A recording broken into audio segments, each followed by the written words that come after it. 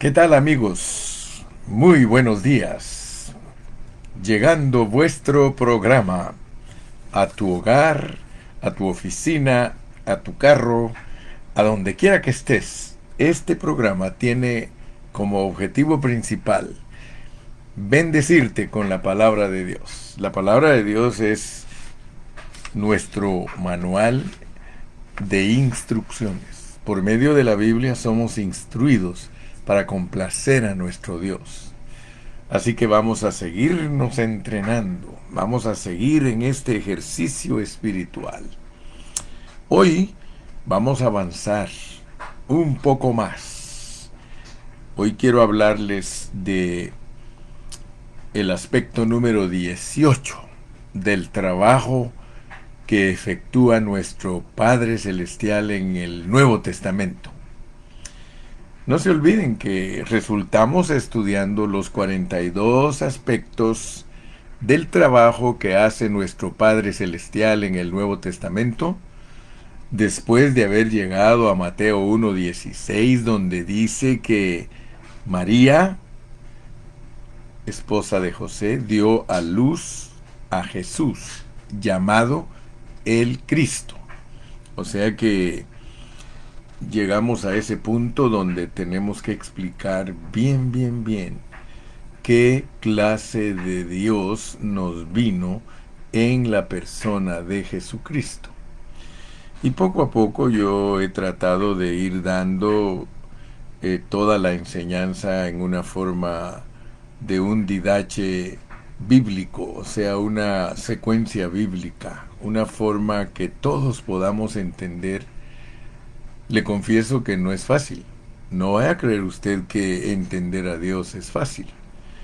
Es más, no es fácil ser un buen cristiano, como tampoco es fácil ser un buen maestro de la Biblia. Es difícil. La Biblia no es un libro científico, no es un libro que 2 más 2 son 4, no, señor. La Biblia es un libro de revelación divina. O sea que Dios arregló la Biblia en una forma tan preciosa que por medio de ella Él se da a conocer específicamente, detalladamente, cuidadosamente. Entonces es una gran responsabilidad para nosotros como siervos de Dios el poder impartir una enseñanza que de verdad le abra el entendimiento a los cristianos. Quiero hablar del aspecto número 18, que es que Dios en su trabajo hizo a Cristo el sumo sacerdote. Hizo a Cristo el sumo sacerdote. No pierdas de vista la enseñanza de hoy, que Dios hizo a Cristo sumo sacerdote. Antes de empezar a desarrollar el tema, quiero que leamos un versículo que nos va a introducir a lo que vamos a hablar hoy. Está en Romanos 8 y versículo 3. Romanos 8 y versículo 3.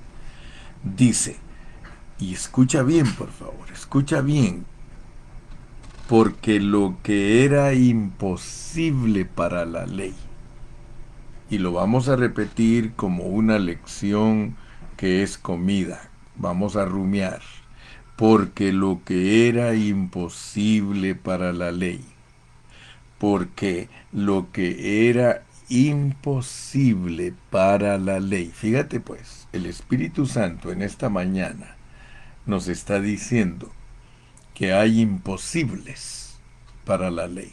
Hay imposibles, porque lo que era imposible para la ley. ¿Qué es lo que era imposible para la ley? Vamos a leer bajo contexto. ¿Qué es lo que era imposible para la ley? Mira cómo empieza el versículo 1. Ahora pues, ninguna condenación hay para los que están en Cristo Jesús. Si el versículo 3 nos dice que había algo que era imposible para la ley, tenemos que leer qué es lo que el apóstol Pablo nos quiere decir que era imposible para la ley. Era imposible quitarle la condenación a los hombres. Para la ley era imposible quitarle la condenación a los hombres. Por eso dice, ahora pues, ninguna condenación hay para los que están en Cristo Jesús, los que no andan conforme a la carne. Fíjate pues, para la ley es imposible quitarle la condenación al hombre porque el hombre es carne.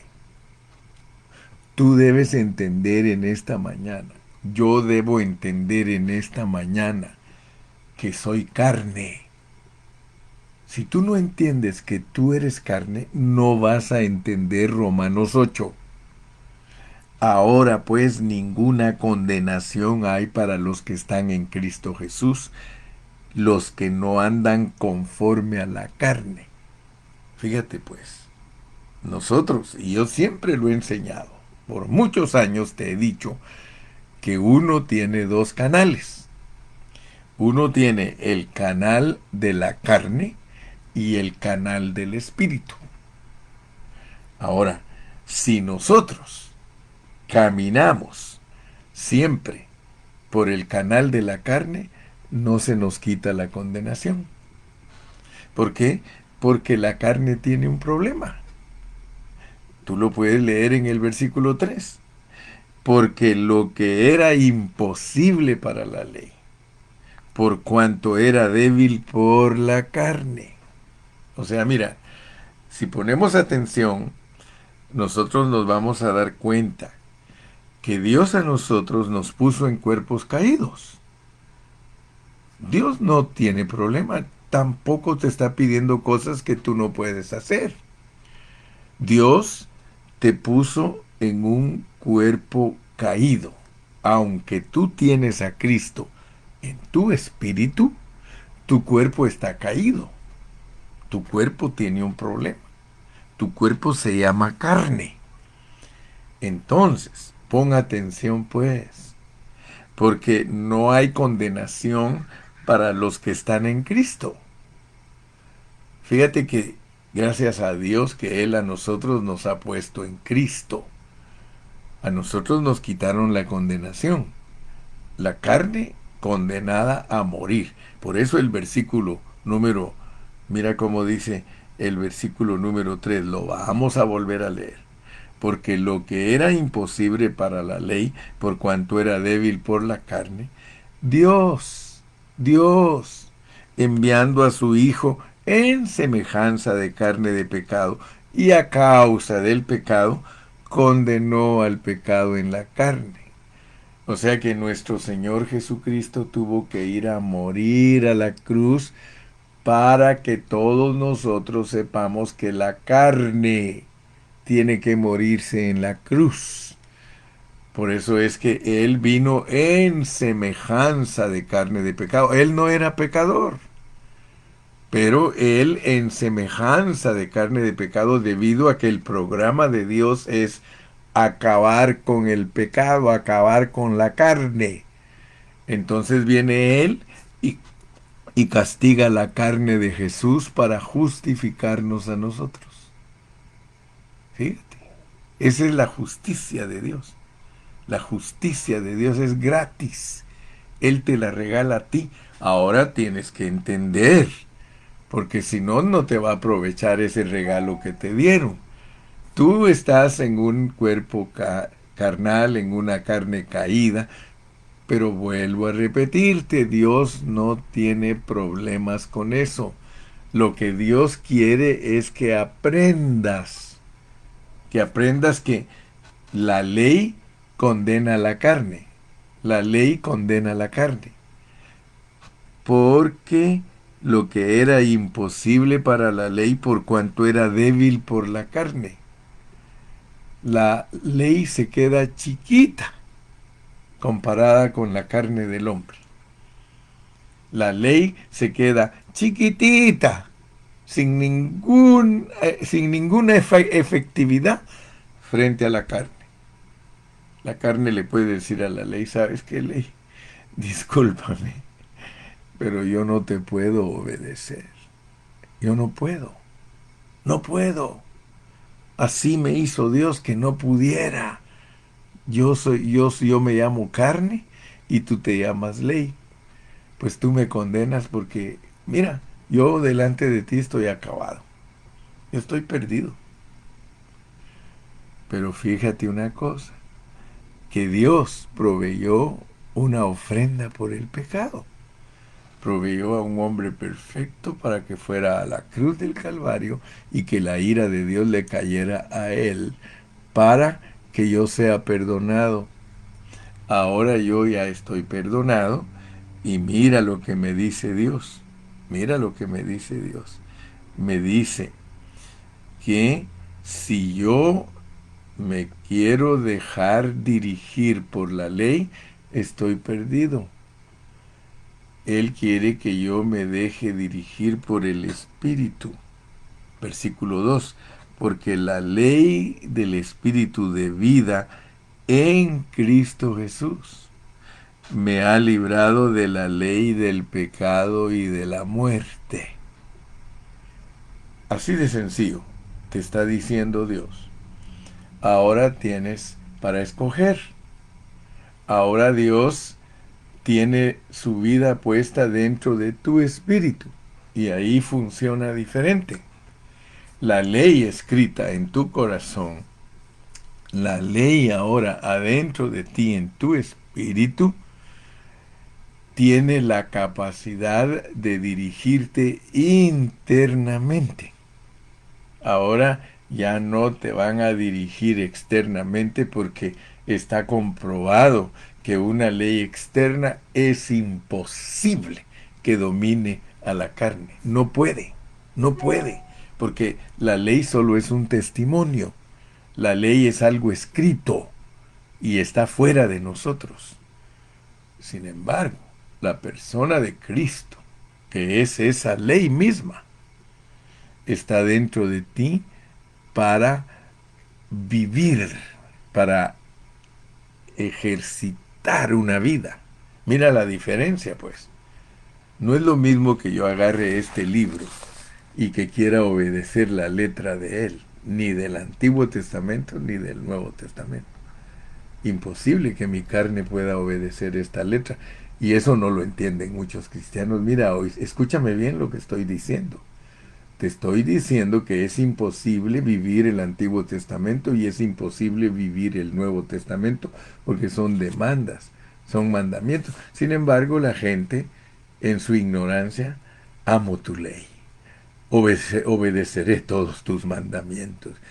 Eso no es la esencia del Evangelio. La esencia del Evangelio es una persona para experimentarla. Me explico, ¿verdad? Yo espero que tú me entiendas este punto porque te voy a hablar de que Dios hizo a Cristo sumo sacerdote. Pero para que nosotros entendamos lo que es que Dios haya hecho a Cristo sumo sacerdote, nosotros tenemos que entender que el pecado frustra a la gente de disfrutar lo que Dios le ha puesto adentro. Fíjate.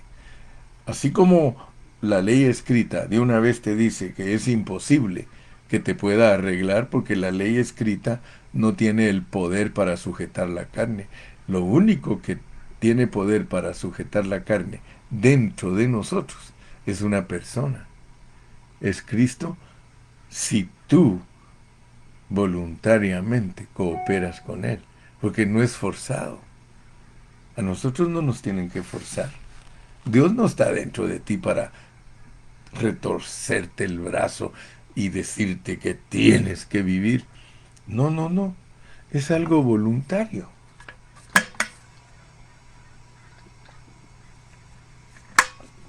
La ley de Moisés no era voluntaria. La ley es imposición. Una ley es impuesta, mi querido hermano, mi querido amigo. Pero una persona dentro de ti es para cooperar. Él está tan dulce, tan precioso, tan maravilloso dentro de ti. Él no está esperando órdenes. Él no está esperando que seas obligado a responderle a Él. No, Él te dice, mira, aquí estoy yo. ¿Me permites vivir tu vida? ¿Me das permiso usar tus virtudes humanas? Porque yo soy los atributos divinos. Yo soy misericordia, yo soy amor. Mira, comenzando con, con el fruto del Espíritu es amor, gozo, paz, paciencia, benignidad, bondad, fe, mansedumbre, templanza. El Señor te dice, ¿me dejas fluir? Mira qué lindo es el Evangelio, hermano. El Evangelio, esto que estamos aprendiendo, esto es maravilloso, hermano. Esto que te estoy compartiendo, mi amado hermano, esto no es enseñanzas ni teorías, hermano. Yo te estoy enseñando la pureza de la palabra. Entonces, quiero que entiendas primero ese punto. Dios me movió a que me introdujera al aspecto número 18 de que Dios hizo a Cristo sumo sacerdote. Pero tenemos que entender entonces que el pecado frustra a la gente que disfrute el dispensar divino, porque que Dios reciba la colaboración tuya, eso significa que Él se dispense, porque Él se dispensa como aceitito, como aceite que lo dejas fluir, pues. Como un aceitito que está en tu lámpara, debe de fluir hacia tu vasija, que es tu alma, y eventualmente a tu cuerpo. Pero es todo en colaboración nada más. Somos colaboradores de Cristo. Cuando Dios condenó al pecado en la carne, a través de la muerte de Cristo, Él trató con ese obstáculo. Ese era un obstáculo para que Dios se pudiera dispensar. O sea que no había forma. Por medio de la ley no había forma que Dios se dispensara, porque primeramente la ley tenía que volverse algo esencial dentro de ti. Entonces, como el testimonio de Dios, que es la ley, los 10 mandamientos, ese es Dios, ese es Cristo. Entonces, Dios proveyó todo el programa y los medios para meterse dentro de ti. Él sabía que fuera de ti Él no funciona. En determinado momento Cristo dijo, la carne para nada aprovecha. O sea que si tú lees cuidadosamente Juan capítulo 6, te vas a dar cuenta que el Señor Jesucristo mismo le dijo a sus discípulos y a sus oyentes, la carne para nada aprovecha, el Espíritu es el que da vida. Por eso fue que él en Juan 6:63 dijo, las palabras que yo os he hablado son espíritu y son vida. Porque la carne, o sea, yo como un Cristo corporificado, de nada te sirvo. Cristo no podía quedarse aquí en la tierra en un cuerpo para siempre. No, Él les dijo, para nada les sirvo. El Espíritu es el que da vida. Tengo que ir a la cruz y resucitar para poder entrar en ustedes. Mira qué lindo, hermano, porque cuando uno entiende el Evangelio en una forma profunda, uno se da cuenta lo que Dios está haciendo con nosotros. Por eso te digo que estas clases de Biblia, esto no es cualquier cosa, esto no lo vas a aprender en un seminario, esto no lo vas a aprender en un instituto bíblico, esto lo vas a aprender en la sencillez de la predicación de la palabra, con hombres como nosotros, Juanes Bautistas, clamando en un desierto y en un sequedal donde no hay revelación divina. Allí es donde Dios nos envía para poder nosotros ayudar a las personas a que puedan entender. Por eso dice mi hermano Lupe Montalvo, Cristo en mí, la esperanza de vida. ¿Sí? Esperanza de gloria es lo mismo que esperanza de vida. Es que Cristo se forme en nosotros, esa es la meta de Dios. Entonces, vamos a meternos a la materia. Ya me introduje, pero se me fueron 20 minutos para hacerte entender lo que es imposible para la ley. ¿Por qué? Debido a la carne. Entonces, quiero también que estés bien seguro que Dios no tiene problemas de que tú y yo somos carnales. Eso no es problema para Él. Para Dios no es problema que somos carnales. Porque en medio de esa carnalidad es donde Él nos pide colaboración. se llama negación. Dios lo único que quiere es que nosotros aprendamos a negarnos. Si nosotros aprendemos a negarnos, entonces nosotros estamos haciendo efectiva la persona que nos pusieron adentro de nosotros. Por eso Pablo era tan sencillo y decía, ya no vivo yo, vive Cristo en mí y lo que ahora vivo en la carne. Él sabía que era imposible que le quiten a uno la carne. Lo vivo en la fe del Hijo de Dios, el cual me amó y se entregó a sí mismo por mí. Aleluya, ya vio. Todo cae en lo mismo. Y como dijo un día mi hermana Cecilita, Cecilita de la Torre, aleluya, esposa de Juan Francisco, ella misma, hermano Garrido, dice, todo encaja. Todo encaja. Siempre me acuerdo yo de mi hermana Cecilita porque en sus conclusiones ella dice, pastor, todo encaja. Y es cierto, explicar bien la palabra te va a llevar a un solo resultado. Cristo en ti, la esperanza de vida, la esperanza de gloria. Muy bien, entonces les dije que vamos a avanzar de que Dios hizo a Cristo sumo sacerdote. Para entender eso, vamos a ir considerando muchos versículos. Vamos a leer primero en Colosenses 2.14. Colosenses 2.14. Porque debemos de entender que cuando Cristo fue crucificado, Dios también anuló el acta de ordenanzas que estaba contra nosotros. Fíjese, ahora usted se va a dar cuenta que es más fácil entender por qué la ley está contra nosotros. Porque la ley es débil y no puede hacer nada por nosotros, al contrario, nos condena. Eso es la ley. La ley es condenarnos. Acuérdense, las tres funciones de la ley: saber quién es Dios, quiénes somos nosotros, y nos quiere capturar. Saber quién es Dios, Dios es la ley, Dios es los mandamientos. Saber quiénes somos nosotros, perdidos, fracasados. La ley de una vez nos mata y nos condena. Pero también sirve para capturarnos y llevarnos a Cristo, porque las tres funciones son importantes entenderlas. Entonces, Colosenses 2.14 dice que también cuando Cristo fue a la cruz, anuló el acta, anuló lo que estaba contra nosotros, nos era contrario, cómo no vamos a decir que nos era contrario? Si Romanos 8 nos está diciendo claramente que era imposible para la ley, debido a la carne, que nos sujetáramos. ¿Cómo no? Entonces dice, y la quitó de en medio clavándola en la cruz. Hermano, eso no lo entienden los judíos, eso no lo entienden los adventistas, eso no lo entienden los mesiánicos. Dele gracias a Dios que usted lo entiende. Usted lo entiende, que ahí clavaron la ley. La ley se murió junto con Cristo, ley escrita pues, ordenanzas, mandamientos, ritos, todo se murió ahí, todo. Aleluya. Mire, el siguiente versículo corrobora, comprueba, y despojó a los principados, a las potestades, los exhibió públicamente, triunfando sobre ellos. ¿Usted cree que los demonios, los ángeles caídos, Satanás, no se burlaba de los legalistas, de los judíos, de los fariseos, de los... Es más, Cristo mismo le dijo, ustedes son hijos del diablo. Sí, el diablo se burlaba de ellos, hermano. El diablo los manipulaba. El diablo los hacía que hicieran cosas tan terribles que hasta los usó para que usando la ley crucificaran a Cristo. Con la misma ley que ellos defendían y enseñaban al pueblo a ser buenos, con esa misma ley matan a Cristo. Así que tú ya a estas alturas tienes que entender que la ley mata a Cristo, hermano. La ley mata a Cristo, así como hemos hablado. Los políticos mataron a Cristo, los religiosos mataron a Cristo y lo mataron usando la ley. La misma ley, nuestra ley dice esto y esto y esto y esto. ¿Cómo no iba a ser contraria a la ley, hermano, si la ley mata a Cristo?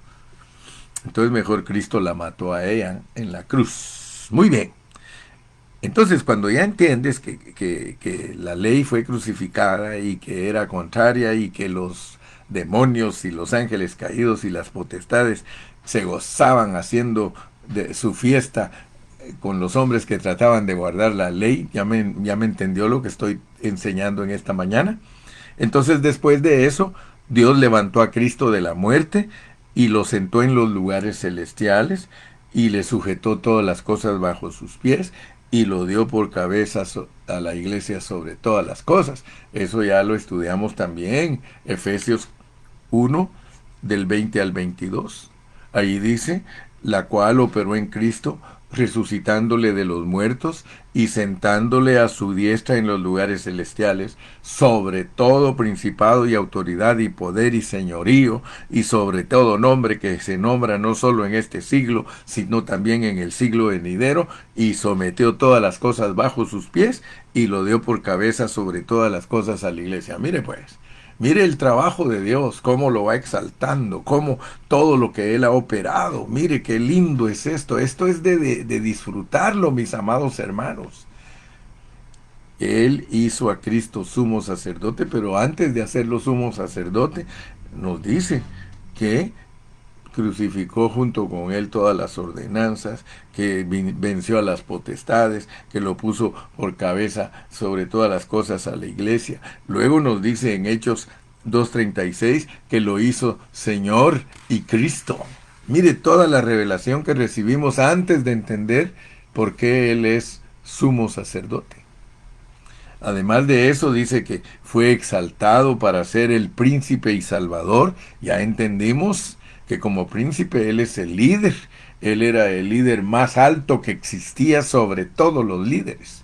Todos los líderes que habían en la tierra cuando Cristo vino se quedaron atrás. Y el Señor les mostró que Él era el verdadero líder y salvador para producir arrepentimiento. Para producir arrepentimiento. Y eso hace que el hombre disfrute su redención, que es el perdón de sus pecados. Y eso lo hace la iglesia del Señor.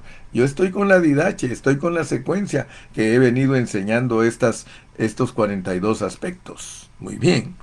Al llegar entonces a Hechos 5:31, ahí dice, a ese que le estoy hablando y le estoy diciendo todas las cosas que Dios ha trabajado en él, Dios le ha exaltado a su diestra como príncipe y salvador para dar a Israel arrepentimiento y perdón de pecados.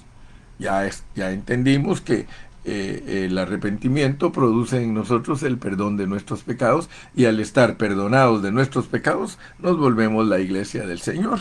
Ahora necesitamos ver que en su trabajo Dios ha hecho a Cristo sumo sacerdote. Vamos a leer en Hebreos 5, versículos 5 y 6. Hebreos 5, 5 y 6. Dice, así tampoco Cristo se glorificó a sí mismo haciéndose sumo sacerdote. Él no se hizo sumo sacerdote por su propia cuenta, es lo que enseña la Biblia, sino que el que le dijo, tú eres mi hijo, yo te he engendrado hoy, como también dice en otro lugar, tú eres sacerdote para siempre, según el orden de Melquisedec. Ay, hermano, cómo me gusta enseñar acerca de Melquisedec. Estoy escribiendo el folleto número 5 de las jornadas de Israel en el desierto, y precisamente ahorita estoy escribiendo acerca de el sacerdocio según el orden de Melquisedec. Hoy estoy fascinado, estoy pero impactado de lo que es el sacerdocio según el orden de Melquisedec. ¿Por qué? Porque el versículo 5 es una cita del Salmo 2 y versículo 7 que dice, yo publicaré el decreto, Jehová me ha dicho, mi hijo eres tú, yo te engendré hoy. Y cuando se habla de el engendramiento, todos nosotros ya sabemos que está registrado en Hechos 13:33 y está bajo el contexto de la resurrección. Así que entonces, en ese versículo de Hechos 13:33, mire cómo dice, la cual Dios ha cumplido a los hijos de ellos, a nosotros, resucitando a Jesús, como está escrito en el Salmo 2, mi hijo eres tú, yo te he engendrado hoy.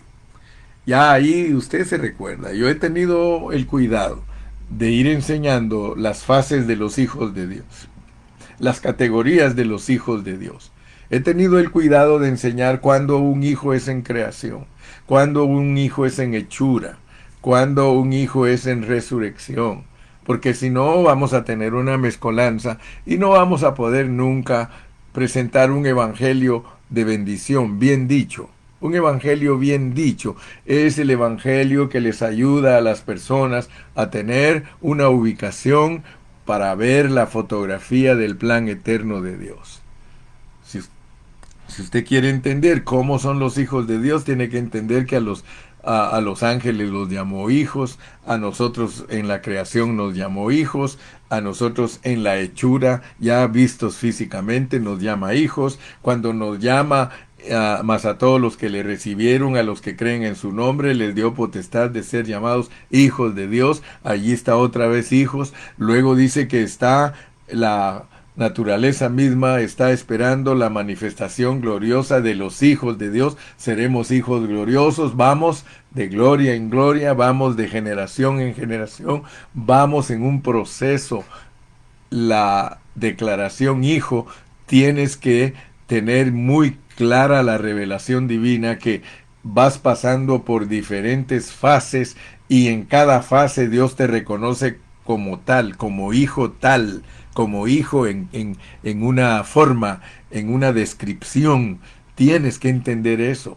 Dios te llamó a ti hijo cuando estabas en la esfera espiritual. Dios te llama hijo cuando naces en Adán. Dios te llama hijo cuando vienes al cuerpo de Cristo identificado como hijo de Él. Él te llama ahí y te dirá hijo cuando resucites, hijo glorioso, y te dirá hijo en la nueva Jerusalén. Así que, por favor, no te confundas. Aprende la Biblia específicamente. Aprende la Biblia en un hablar puro, en una declaración pura. Es lo que siempre le he pedido a Dios que me ayude a hacerlo, porque lo aprendí de Pablo. Dijo: yo no he rehuido de daros todo el consejo de la palabra de Dios. Muy bien, entonces cuando nosotros leemos en Hechos 13:33, dice: la cual Dios ha cumplido a los hijos de ellos, a nosotros, resucitando a Jesús, como está escrito en el Salmo 2, mi hijo eres tú, yo te he engendrado hoy. Eso lo califica para ser nuestro sumo sacerdote. Tenemos que entender por qué Dios hizo a Jesús sumo sacerdote, porque es de utilidad para nosotros. Para que Cristo sea nuestro sumo sacerdote, Él tuvo que participar de humanidad igual a nosotros y llevar esa humanidad a resurrección, debido a que Él adquirió humanidad igual a nosotros. Eso lo hace que sea empático a nosotros, que Él sienta simpatía por nosotros. Mire, esto es muy importante, hermano, porque los cristianos somos tan descuidados y no entendemos la realidad de Dios y su amor para con nosotros. Mire, Dios, para que podamos acercarnos a Cristo como sumo sacerdote, Él nos da todos los detalles. Él nos dice: acérquense a Él, no tengan pena, no se acerquen con miedo, busquen el oportuno socorro, vayan al trono de la gracia. El trono de la gracia no es para ustedes el trono de juicio, no es para deshacerlos ni para matarlos. Es un trono de gracia donde hay un sacerdote que intercede por ustedes. Por eso Él pasó por todo este sufrimiento. Aún más, leamos los versículos, porque vamos a ver en Hebreos 4:15 y en Hebreos 2:17 estas declaraciones. Dice el versículo 15: porque no tenemos un sumo sacerdote que no pueda compadecerse de nuestras debilidades, sino uno que fue tentado en todo, según nuestra semejanza, pero sin pecado. Tentado en todo, hermano. Mira, todas las tentaciones que tú tienes, las tuvo Cristo. Así que tú tienes que confiar en Él y tienes que saber que Él te va a ayudar. Y gracias a Dios por nuestra salvación, porque nuestra salvación declara que sus dones son irrevocables.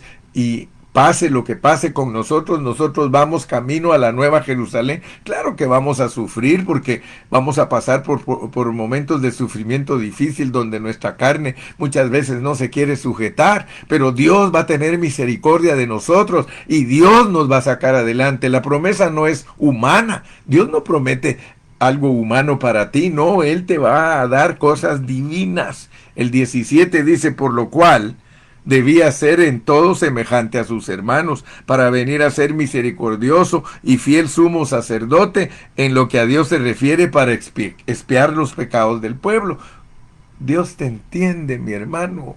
Él sabe lo que es ser carnal. ¿Por qué? Porque lo experimentó. ¿Por qué? Por amor a ti. Él no traía pecado en su naturaleza, pero tuvo que experimentarlo por amor a nosotros. El que nunca hizo pecado, por nosotros se hizo pecado. Ok, entonces, en resurrección, con su divinidad, puede hacer todas las cosas para nosotros y sernos fieles. Mira, solo te estoy leyendo palabra para que sepas por qué lo hizo sumo sacerdote y lo llevó a un grado donde tiene simpatía por ti y te ama. Mira, yo no sé por qué algunos dicen que Dios no ama al pecador, hermano.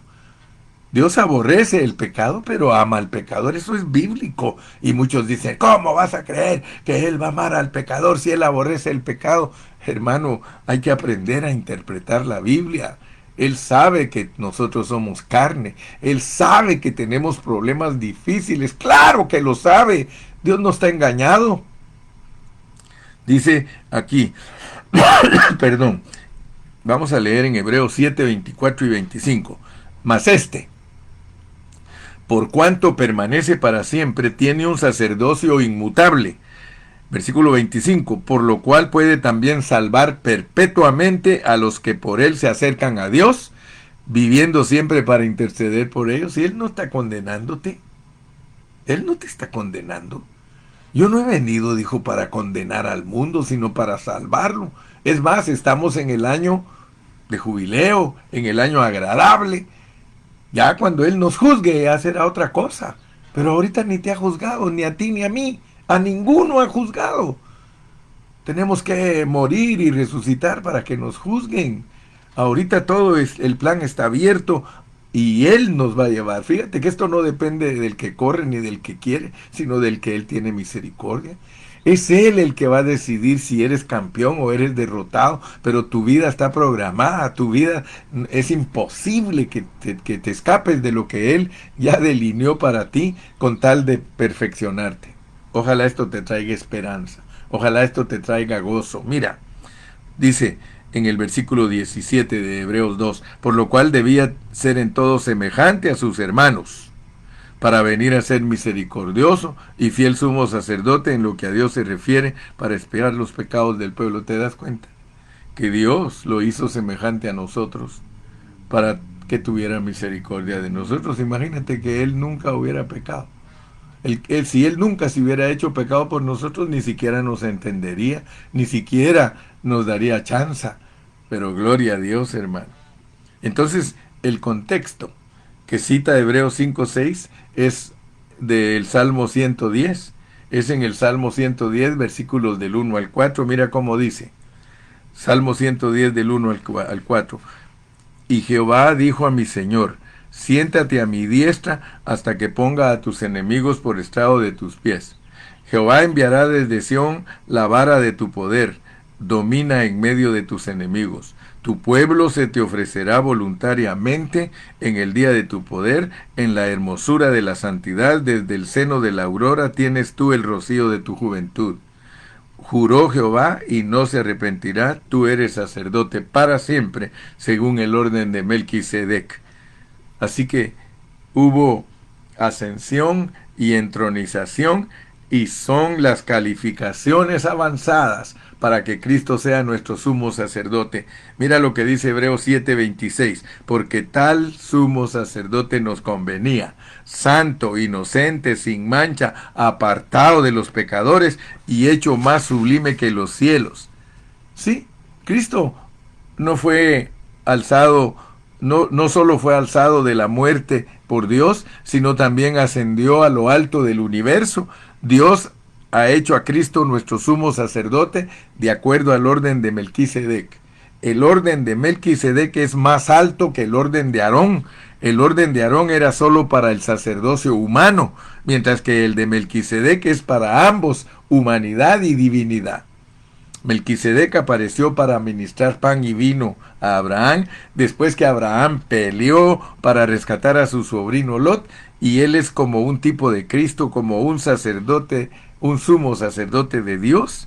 Cristo es ahora un sumo sacerdote de acuerdo al orden de Melquisedec, y su trabajo es venir a nosotros, los Abrahames de hoy día, con pan y vino. Aleluya. Cuando nos acercamos a la mesa, disfrutamos el pan y el vino suministrado por nuestro sumo sacerdote, nuestro Melquisedec. El pan y vino significan el cuerpo y la sangre de Cristo. Mire qué maravilloso. El ministerio del sacerdocio de Aarón era para ministrar humanamente a la gente. A nosotros nos ministra Melquisedec divinamente. Cada vez que somos cautivados por el diablo y que nos quiere quitar todo, el Señor nos libera por medio de los Abrahames, los hombres de fe. Y cuando aparece con pan y vino. Dios se aparece en cada servicio en la vida de la iglesia con pan y vino. Cada servicio te ministra su palabra y su vida eterna. Cada vez que vas a la reunión, recibes bendición y vida eterna. Cada vez que estás ahí reunido con los santos, estás recibiendo bendición y vida eterna. ¿Por qué? Porque estás ministrado por un sacerdote que está en lo alto de los cielos y que ministra tu espíritu y que te llena de vida. Y por eso nuestras reuniones son gloriosas. Aleluya. Fíjate que el libro de Hebreos revela que aunque Cristo ha completado el trabajo de redención, Él continúa muy activo. Nuestro sumo sacerdote nos está ministrando. Aleluya. No solamente está intercediendo económicamente en el cielo, sino que esencialmente está ayudándote para que colabores, para que seas la persona que colabora con Dios y que estás disfrutando todo el trabajo de Dios. Que Dios te bendiga. El tiempo se me ha terminado, pero nos emocionamos, ¿verdad? Cristo es precioso, Cristo es maravilloso. Dios te bendiga, Dios te bendiga, despídete y si Él nos permite, nos vemos mañana. Hasta la vista, hasta la próxima. Dios te guarde.